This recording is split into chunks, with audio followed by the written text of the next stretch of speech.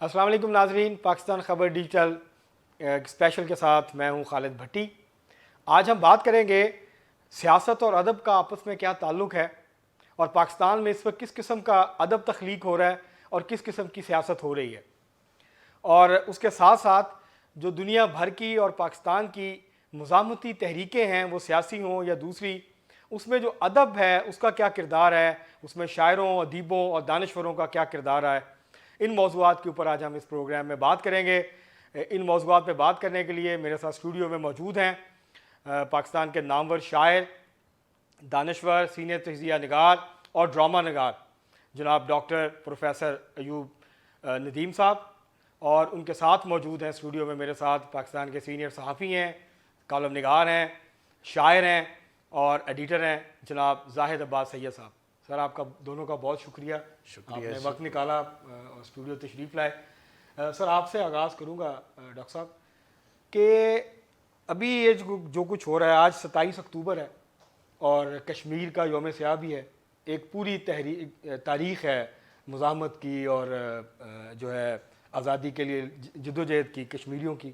اس کے ساتھ آج کل پوری دنیا میں جو فلسطین کا ایشو ہے اور جو فلسطین کی مزاحمتی تحریک ہے، اس کے حوالے سے بھی جو ہے وہ بہت میڈیا کے اوپر بھی اور ویسے بھی ظاہر ہے ایک اہم ایشو ہے۔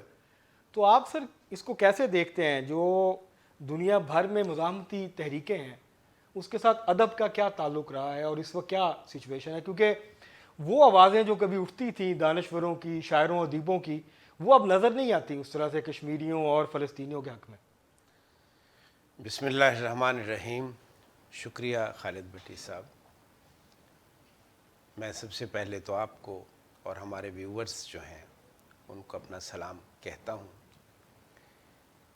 بات یہ ہے کہ جو مزاحمت ہے جی سر۔ یہ دنیا بھر کے ادب میں ہمیشہ موجود رہی ہے۔ جی سر۔ جب ڈیگال کو یہ کہا گیا تھا کہ سارترے کو گرفتار کر لیں، جی تو اس نے جواب دیا تھا کہ کیا میں فرانس کو گرفتار کر لوں؟ جی جی تو گویا ایک ادیب جو تھا جی وہ پورا فرانس تھا، یعنی فرانس کے لوگوں کا ترجمان تھا۔ ترجمان تھا، بالکل صحیح۔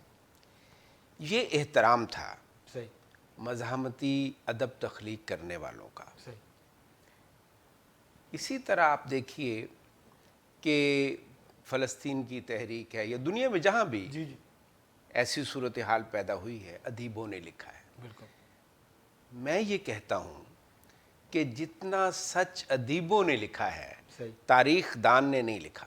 صحیح یہ میرا موقف ہے، صحیح کیونکہ ادیب اپنے جذبات کو اسی دردمندی اور سچائی کے ساتھ بیان کرتا ہے، صحیح جبکہ تاریخ دان کسی اور کے سائے میں بیٹھا ہوتا ہے، صحیح، یا تلوار کے سائے میں بیٹھ کے لکھ رہا ہوتا ہے، یا دربار میں بیٹھا ہوتا۔ یا اس کے کسی کی خوشامد کے لیے بیٹھا ہوتا ہے۔ صحیح۔ تو ادیبوں نے ہمیشہ سچائی سے اس کو بیان کیا، لیکن اس طرح بیان نہیں کیا جیسے تاریخ دان کرتا ہے۔ ادیب تو واقعے کو اپنے اندر جذب کرتا ہے اور پھر اس کے رد عمل کو اپنے جذبات کے ساتھ پیش کرتا ہے۔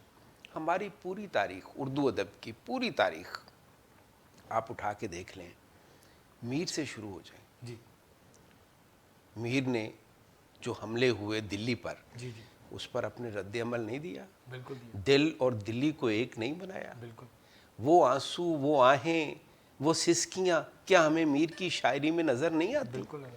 پھر آگے آ جائیے، غالب کے دور میں بھی جب داغ کے شہر اشوب لکھے جا رہے تھے تو وہ نوحہ تھے بالکل صحیح، دلی کا۔ بالکل صحیح۔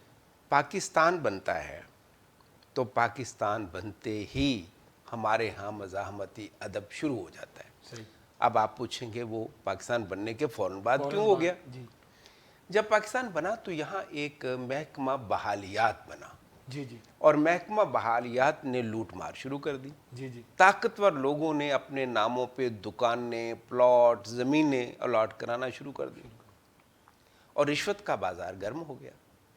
جب یہ سب ہوا جی سر، اور جو بیچارے لٹے پٹے وہاں سے لوگ آئے ان کو نہیں پوچھا گیا تو ہمارا شاعر خاموش نہیں رہ سکا۔ صحیح، میں ہمارے جو ادیب تھے، ہمارے شاعر تھے، میں یہ پورے وثوق سے کہہ سکتا ہوں کہ قیام پاکستان پر وہ خوش تھے، بہت خوش تھے، لیکن جو یہاں ہو رہا تھا اس پر ان کا اظہار ناراضی ہمارے سامنے آتا ہے۔ احمد ندیم قاسمی کیا کہتے ہیں؟ احمد ندیم قاسمی کہتے ہیں کہ ہم گجر بجنے سے دھوکہ کھا گئے، کس بھیانک تیرگی میں آ گئے، ہم گجر بجنے سے دھوکہ کھا گئے، کہ یہاں جو منظر ہے وہ تو اور ہی ہے، ہم تو کچھ اور خواب لے کر آئے تھے، ہمارے آنکھوں میں تو کچھ اور سپنے تھے، لیکن یہاں جب ہم آئے ہیں تو منظر بالکل بدلا ہوا ہے، یہاں لوٹ مار شروع ہو گئی ہے۔ ہم تو ایک ایسے ماڈل پاکستان کے لیے آئے تھے جس جیسا کوئی ملک دنیا میں نہ ہو۔ اسی طرح آپ اس عہد کے دیگر شاعروں کو دیکھیں تو قتیل کیا کہتے ہیں؟ قتیل کہتے ہیں کہ ہونٹوں پر موقوف نہیں ہے، ایک نظر فریادی ہے، ہونٹوں پر موقوف نہیں ہے، ایک نظر فریادی ہے، کاش کوئی سمجھائے ہم کو یہ کیسی آزادی ہے۔ واہ واہ، بہت خوب، واہ واہ۔ اور یہ جب فیض کہہ رہے تھے کہ یہ داغ داغ اجالا، یہ شب گزیدہ سحر، تو اس کا مطلب ہرگز یہ نہیں تھا کہ وہ اپنے وطن میں خوش نہیں تھے، وہ وطن میں ہونے والے ان واقعات پر خوش نہیں تھے جو یہاں ایک خاص طرح کے مافیے نے شروع سے ہی ہمیں جکڑ لیا تھا۔ تو میں سمجھتا ہوں کہ ایک احتجاج تو ہمیں ہجرت پر ادیبوں کے ہاں جب پاکستان بنا اور جو فسادات ہوئے اس پر بھی ہمیں ایک مزاحمت اور ایک احتجاج نظر آتا ہے۔ جیسے ناصر صاحب نے کہا کہ شہر در شہر گھر جلائے گئے، یوں بھی جشن طرب منائے گئے۔ ناصر کاظمی کہتے ہیں شہر در شہر گھر جلائے گئے، یوں بھی جشن طرب منائے گئے، کیا کہوں کس طرح سرے بازار عصمتوں کے دیے بجھائے گئے۔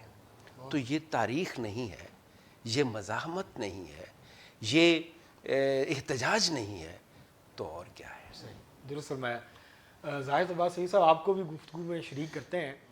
آپ سے سوال یہ ہے کہ فلسطین کے حوالے سے اور کشمیر کے حوالے سے ہمیں اردو ادب میں اور بین الاقوامی ادب میں بھی بہت سارے ایسے شاعر گزرے، ادیب گزرے، جنہوں نے بہت کچھ لکھا اور حمایت کی ان دونوں تحریکوں کی، اور بھی جہاں جہاں پہ آزادی کی تحریکیں تھیں ان کی حمایت کی۔ تو آج کل وہ چیز نظر نہیں آتی، وہ جو ایک کنیکشن تھا مزاحمتی تحریک کا اور ادب کا، دانشوروں کا، ادیبوں کا، اب وہ رشتہ اس طرح کا مضبوط نظر نہیں آتا جتنا پہلے تھا۔ اس کی آپ کیا سمجھتے ہیں، کیا وجہ ہے؟ بھٹی صاحب، بجائے آپ کی آبزرویشن ہے، لیکن تھوڑا سا اختلاف اس حوالے سے ہے کہ ادب اسی سطح کا پروان چڑھ رہا ہے۔ جی، میرے ساتھ جو ہستی بیٹھی ہیں، جی، کوئی کم نہیں ہے قد، بس وہ نام نہیں ہے فیض جیسا یا احمد ندیم قاسمی یا قتیل جیسا، وہ نام یا شہرت ویسی نہیں ملی۔ اس کی وجوہات ہیں، معاشرہ جو ہے وہ انحطاط پذیر ہے، شعور وہ اس سطح پر نہیں گیا، یا توجہ ڈائیورٹ ہو گئی، ادب سے تھوڑا سا ہٹ گئے ہیں، اس کو سمجھنے میں تھوڑی سی ایک چاہیے۔ آج بھی احتجاج ہو رہا ہے، تخلیق ہو رہا ہے۔ جی جی، ہم ڈاکٹر ایوب ندیم صاحب سے بھی گزارش کریں گے، وہ اپنا تازہ کلام سنائیں گے اور آپ کو اندازہ ہو جائے گا کس سطح کی وہ شاعری کر رہے ہیں۔ وہ کوئی کم نہیں ہے، وہ ہر عہد میں بہت اچھا ادب اور تخلیق اس ہو رہا دور کے جو متقاضیات ہیں، اس دور کے تقاضے ہیں، اس کے ہم آہنگ شاعری ہو رہی ہے۔ ایون اب فیض اس دور کا بھی تھا، آج کا بھی شاعر ہے۔ دیکھیں فلسطین کی جب تحریک مزاحمت زور پکڑتی گئی تو یاسر عرفات نے انہیں اپنے ادبی رسالے کا ایڈیٹر بنایا، اور جب ان کا دفتر بیروت منتقل ہوا تو فیض صاحب بھی وہاں چلے گئے، اور آج کل وہی انہوں نے یہ نظم جو آج کل وائرل ہے فلسطین کی، وہ اس زمانے میں انہوں نے وہاں ان پر وارد ہوئی یا آمد ہوئی، تو وہ اس کے بعد وہ گھیرے میں آ گئے، جو بھی ایک کہانی ہے، تو پھر دمشق انہیں بڑی مشکل سے پہنچایا گیا فیض صاحب کو۔ تو یہ ایک سرگرمی ہے جو انہوں نے خود اس میں حصہ بھی لیا اور اپنی تخلیق بھی ایسی پیش کی۔ تو آج کا شاعر ادیب زندہ ہے، اور آنے والے وقت کے لیے اس کے کام کو دیکھا جائے گا، پرکھا جائے گا، وہ آنے والے وقت میں بھی زندہ رہے گا۔ ڈاکٹر صاحب آپ سے میں یہ پوچھنے کی جسارت کروں گا کہ جو سیاسی تحریک ہوتی ہے کسی معاشرے کے اندر، اور بلکہ جو سیاسی تحریکیں ہوتی ہیں، ظاہر ہے ایک کرنٹ نہیں ہوتا سیاسی، مختلف نظریاتی سیاسی جماعتیں اپنے اپنے نظریات کے مطابق کام کر رہی ہوتی ہیں، اپنے نظریات پھیلا رہی ہوتی ہیں، تو جو ادیب ہیں، جو شاعر ہیں، جو ادبی تحریک ہے، اس کا سیاسی تحریک کے ساتھ جو تعلق ہے وہ پچھلے عرصے میں کوئی 20-30 سال سے وہ اس طرح کا نظر نہیں آتا جیسا کہ 1960 یا 70 یا 80 کی دہائی میں بھی بن تھا، جب یہاں فوجی آمریتوں کے خلاف جدوجہد ہوئی، آئین اور جمہوریت کے لیے جدوجہد ہوئی، تو ایک بہت بڑا سرگرم کردار نظر آتا ہے دانشوروں کا، ادیبوں کا، شاعروں کا، تو اب وہ کیفیت نظر نہیں آتی۔ اس کی سر آپ وجہ کیا ادیب و شاعروں کا رویہ بدل گیا یا سیاسی جماعتوں نے اپنی چلن بدل لی یا اپنی سیاست بدل لی؟ زاہد عباس صاحب نے بہت اچھی بات کی کہ ادیب جو ہے وہ ہر دور میں کچھ نہ کچھ تخلیق کرتا آیا ہے۔ یہ جو آپ نے سوال کیا ہے اس کا جواب میں اس صورت میں دوں گا کہ پاکستان میں ادیب اور شاعر کو جتنی مشکلات کا سامنا کرنا پڑا ہے دنیا بھر میں کہیں نہیں کرنا پڑا۔ آپ دیکھیے کہ 48 میں ہی 1948 میں ہی ترقی پسند تحریک پر جو حملے تھے وہ شروع ہو گئے۔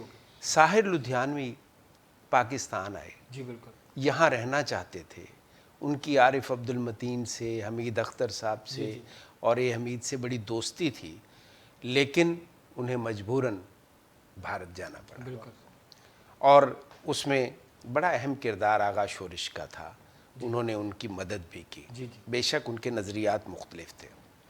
اس کے بعد آپ دیکھیے ایوب خان کے دور میں، جنرل ایوب خان کے دور میں فیض صاحب پر مقدمے اور بھی کئی شاعروں پر مقدمے قائم ہوئے۔ فیض سازش کیس میں حیدرآباد جیل میں بھی جی حیدرآباد جیل میں رہے۔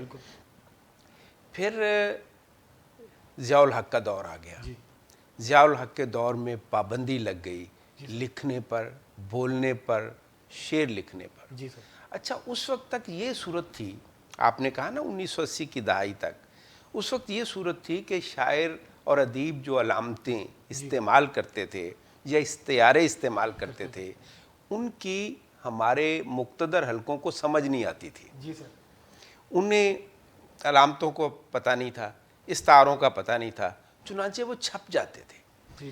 لیکن اس کے بعد ہمارے جو مقتدر حلقے ہیں ان کو ان علامتوں کی سمجھ بھی آ گئی ہے، ان استعاروں کا پتہ بھی چل گیا ہے۔ اب ہمارا ادیب زیادہ مشکل میں ہے کہ وہ استعارے کے ذریعے بھی اپنی بات نہیں کر سکتا۔ چنانچہ آپ یہ دیکھیے کہ ہماری شاعری میں جو گھٹن آئی ہے، جو جبر کی فضا آئی ہے، جو افسردگی آئی ہے، جو خوف کا احساس ہے، دراصل وہی مزاحمت ہے، کیونکہ اس کے لیے راستے نہیں رہ گئے۔ آپ نے سارے راستے تو مسدود کر دیے، وہ کیسے لکھے؟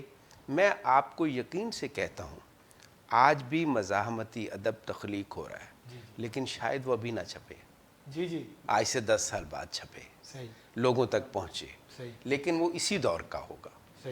سو یہ ایک ہم بلیم تو دیتے ہیں لکھنے والے پر، تخلیق کار پر، ادیب پر، اس میں کچھ قصور اس کا بھی ہے کہ ہمارے شاعر، ہمارے ادیب ابھی تک حسن و عشق کے معاملات سے نہیں نکلے، لیکن ایسے بھی ہیں جو واقعی بڑی محبت سے اور بڑی دل جمعی کے ساتھ اس منظر نامے کو اپنے دل کا روگ بنا کر پیش کر رہے ہیں، لیکن وہ آپ سن نہیں سکتے، بیان نہیں کیا جا سکتا، نہ وہ سوشل میڈیا پر آ سکتا ہے، نہ کسی اخبار کی زینت بن سکتا ہے۔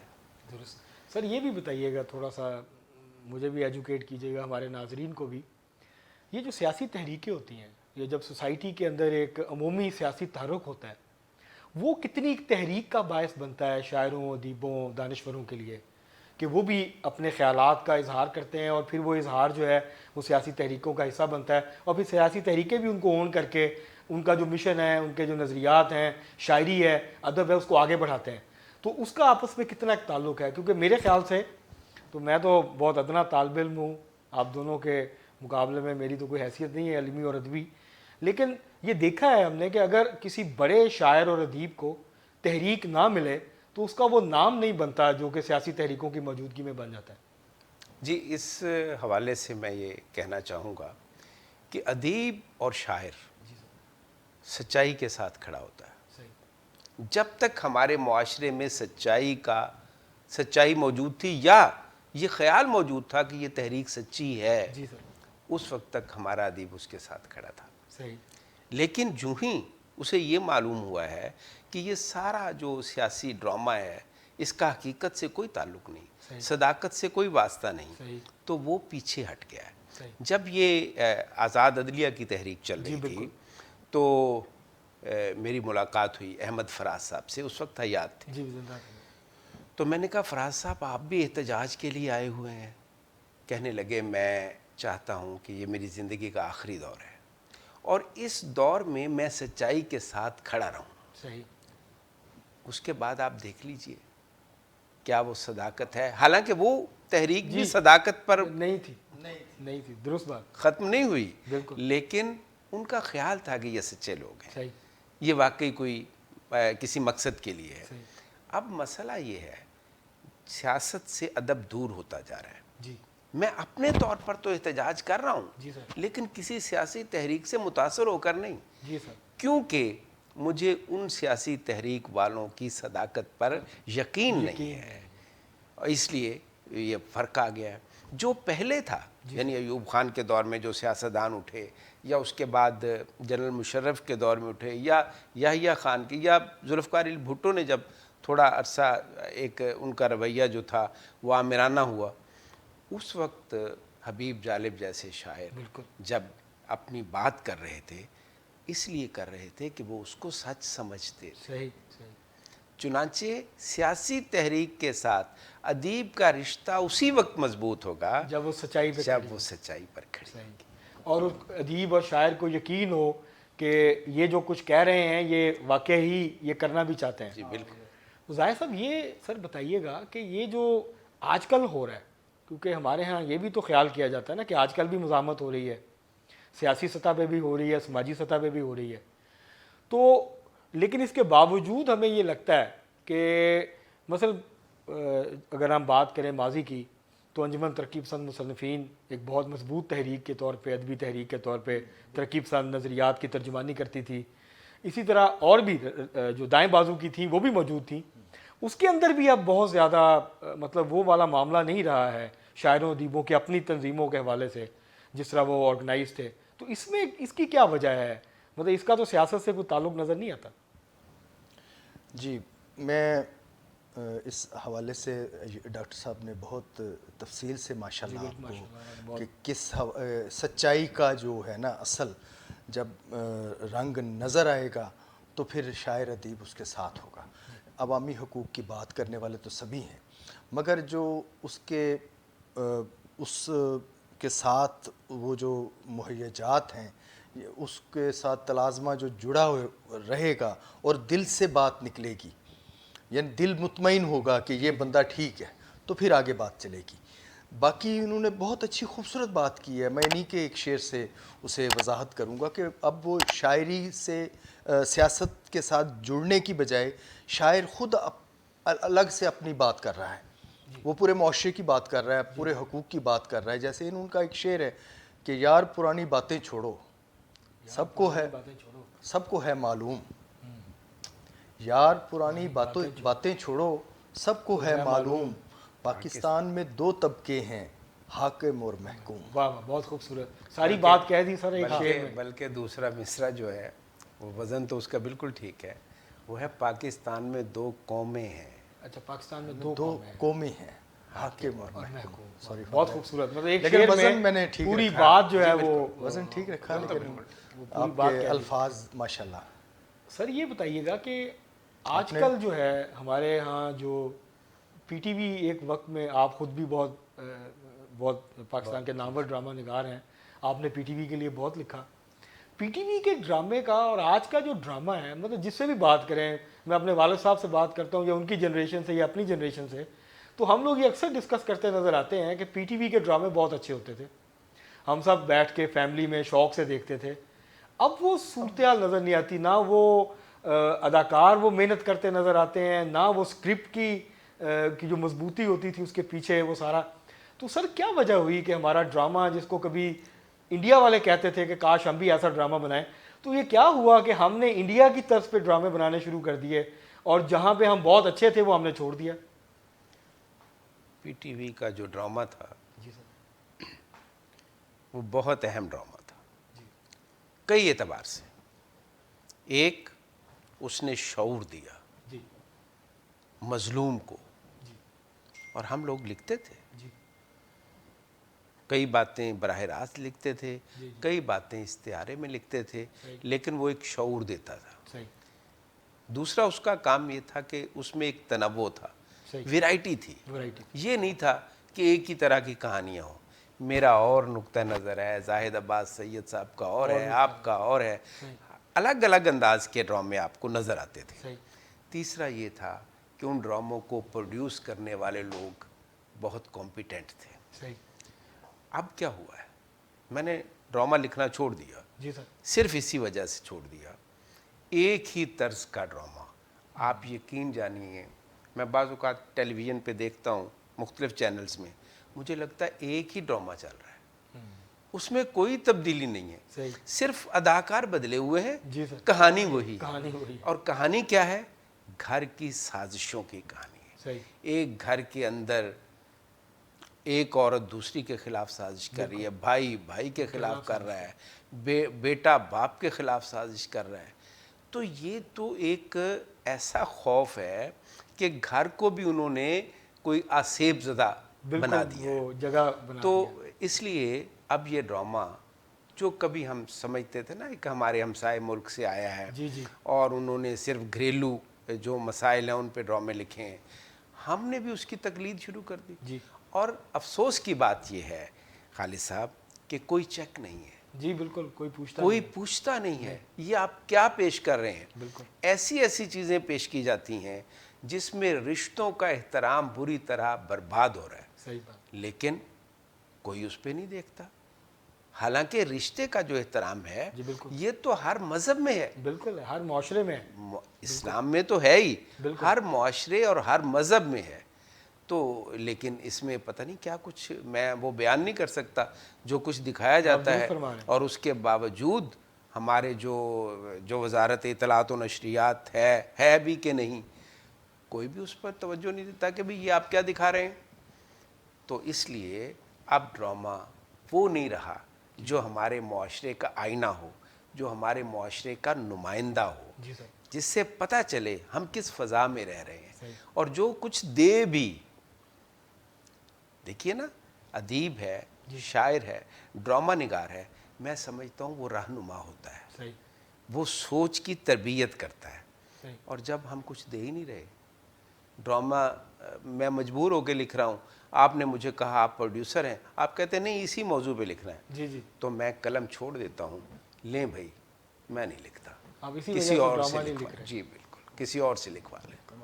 بہت آپ کا یہ بھی ایک خاموش احتجاج ہے آپ کا. جی یہ بھی احتجاج. بالکل یہ بھی احتجاج ہے کہ جی, کیونکہ آپ جو میں لکھنا چاہتا ہوں آپ وہ گراوٹ کی طرف چلی گئی ہے, ایک لہر ہماری دیکھیں نا اسے ظاہر صاحب, آپ قبول سے نہیں کیا. آپ سے میرا ہے مختصراً, اگر آپ ہمارا ٹائم بھی ختم ہو رہا ہے, یہ بتائیے گا کہ نہیں اس سے بہتر ہے, سوری ٹو, میں آپ کو نہیں ان سے میں آؤں گا, ڈاکٹر صاحب کی طرف میں آؤں گا. ٹھیک ہے. تو ہمارا دیکھیں نا یہ جو فنون لطیفہ ہیں, یہ کسی بھی معاشرے کا عمومی طور پہ عکس پیش کرتے ہیں, حسن ہوتے ہیں, اس کا جو سافٹ امیج ہے وہ پیش کرتے ہیں.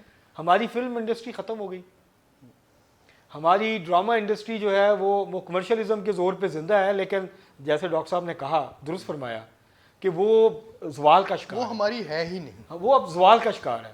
جو ہماری اعلیٰ روایات تھیں, اقدار تھی ہماری ڈرامے کی, تخلیق کی, تو اس کا تو اب کوئی اس کے ساتھ کوئی تال میل نہیں ہے جو ماضی میں ہمارے ڈرامے ہوتے تھے.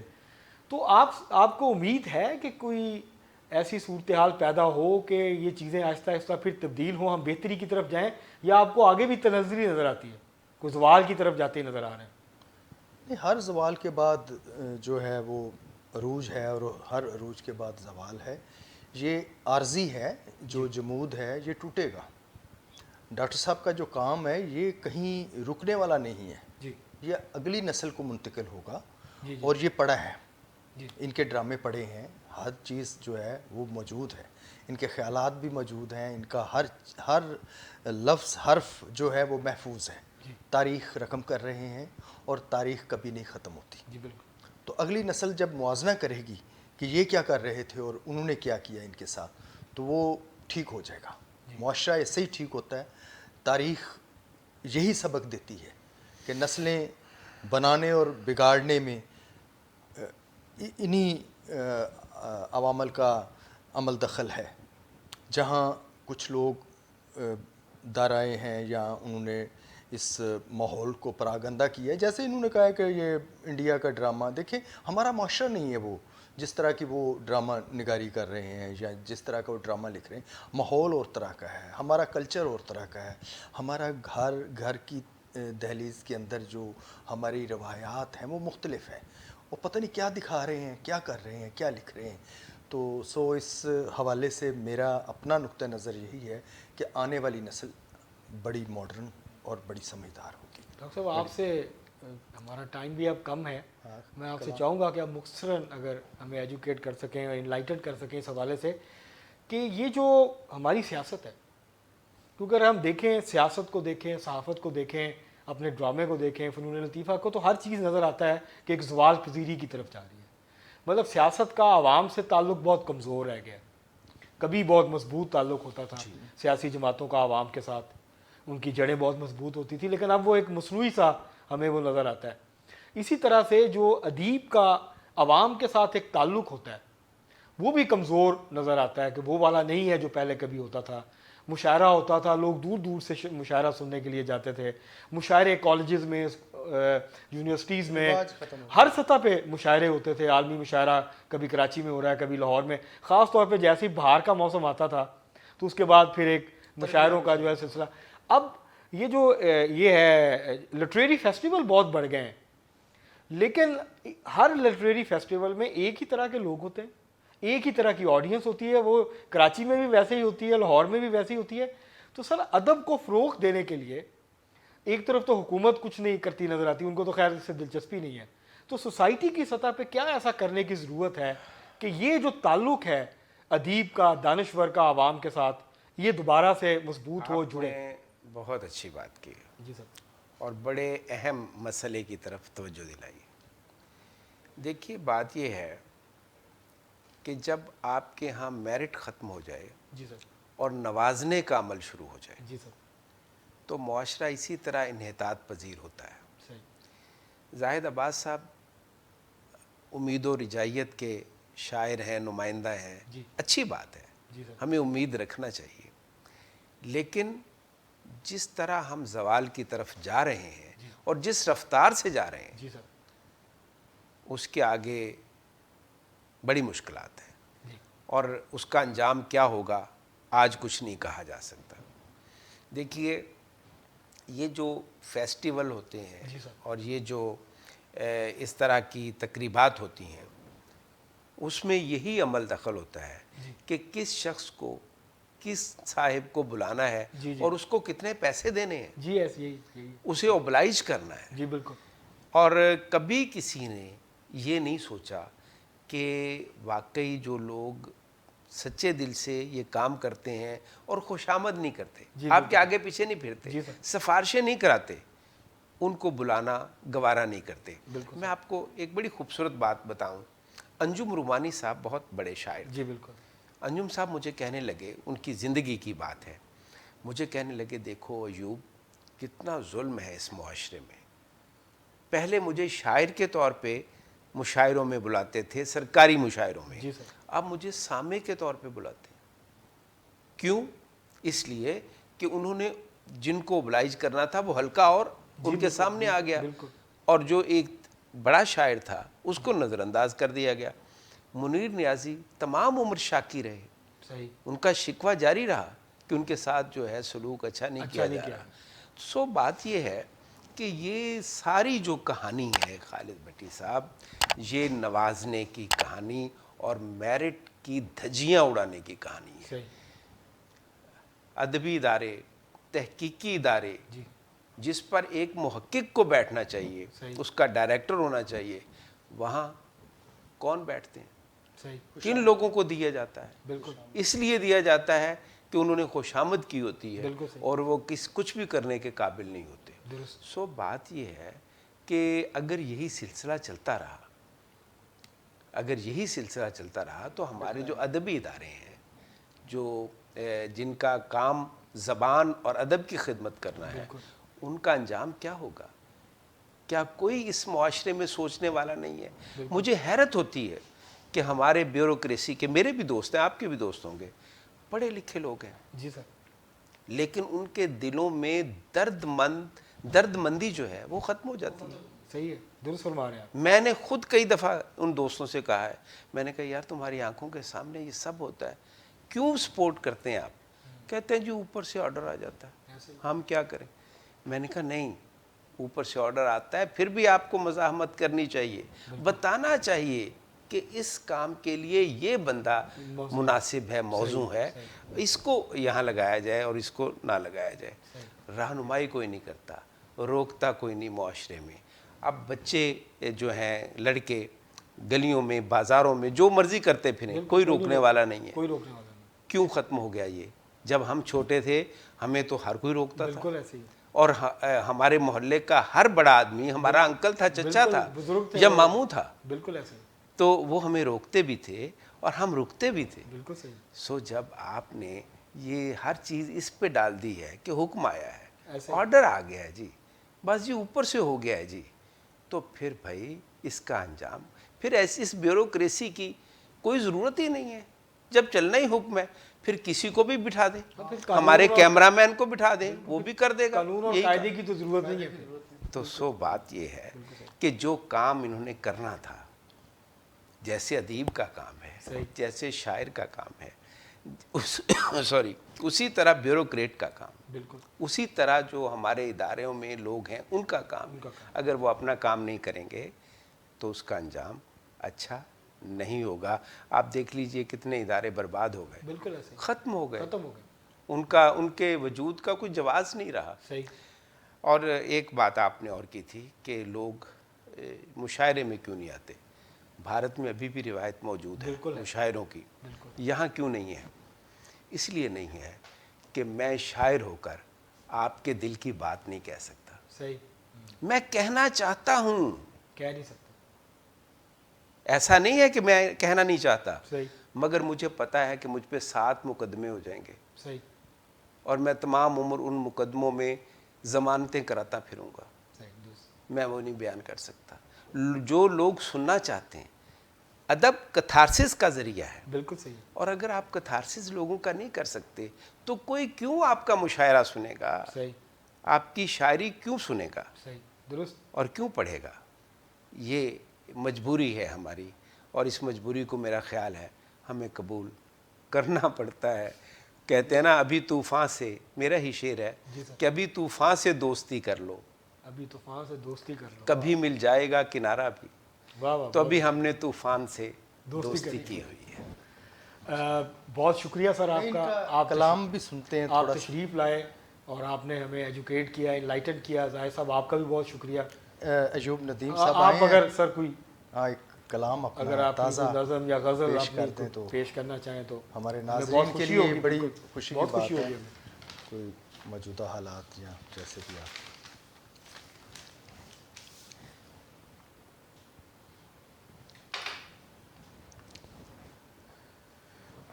نہ کوئی جھیل نہ سایہ دکھائی دیتا ہے، واہ واہ واہ. نہ کوئی جھیل نہ سایہ دکھائی دیتا ہے، یہ کیسا شہر ہے صحرا دکھائی دیتا ہے. واہ واہ. بہت بہت خوب سر. نہ کوئی جھیل نہ سایہ دکھائی دیتا ہے، یہ کیسا شہر ہے صحرا دکھائی دیتا ہے. ماشاءاللہ. اس ایک خوف سے میں نے بجھا دیے ہیں چراغ، اس ایک خوف سے میں نے بجھا دیے ہیں چراغ. ہر ایک چہرہ بدلتا دکھائی دیتا ہے. واہ واہ واہ، بہت اعلیٰ، ماشاء اللہ، بہت واہ واہ. اسے خوف سے میں نے بجھا دیے ہیں چراغ، چراغ. واہ. ہر ایک چہرہ بدلتا دکھائی دیتا ہے. ماشاءاللہ. میں جانتا ہوں کہ لڑنا ہے مجھ کو تنہا ہی.